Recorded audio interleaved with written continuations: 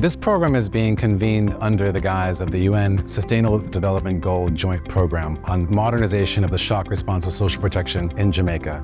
It is evidence of the collaborative efforts of our partners, United Nations, World Food Programme, UNICEF, UN Women, to develop the UN SDG Joint Program. Social protection can play an important role in helping people to get back on their feet and to stabilize countries and populations under stress. Social protection systems are supposed to be safety nets for people. We need to be able to weave ourselves into mechanisms that would help us to be able to respond effectively and adequately. Usually when you have training, you have a challenge to somewhat link it to your national context. But for this training, we were able to look at it from the Jamaican perspective to see how we are doing where shock response is concerned. Jamaica's development priorities are governed by the fact that this is a small island developing state. Average people are faced with flooding, they're faced with fires, increasingly with drought, hurricanes, sudden onset emergencies, climate change. Climate change is real, and the impact on our planet, on our country, is real. As the planet warms, natural disasters will increase in both frequency and severity. We regularly experience our share of human-induced hazards, making the Caribbean the second most disaster-prone region in the world.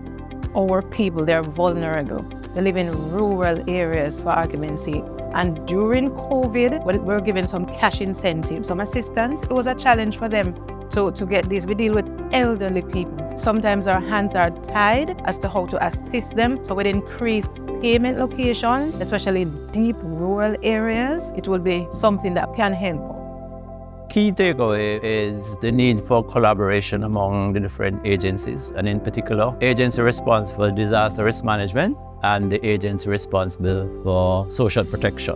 One of the key things for me that I learned is this whole parametric insurance for persons affected by disasters. That is one of the key things for me to share with my social workers and my team, that they can better inform these persons who have been affected.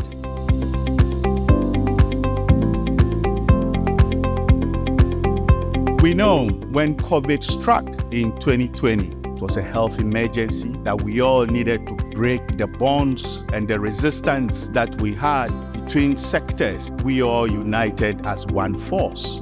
We need to sustain that. The work begins now, not only as we partner to mobilize or modernize social protection systems, but also as Minister implored us to knowledge share within Jamaica and for Jamaica's implementation of this project to potentially be a best practice approach for other countries to follow. We hope that trainings like this really equip the professionals that would respond with the skills that they need. This training is critically important to bring together those that are practitioners in social protection and disaster risk management, because these are the frontline professionals that are going to be brought to bear in the event that a large-scale response is required.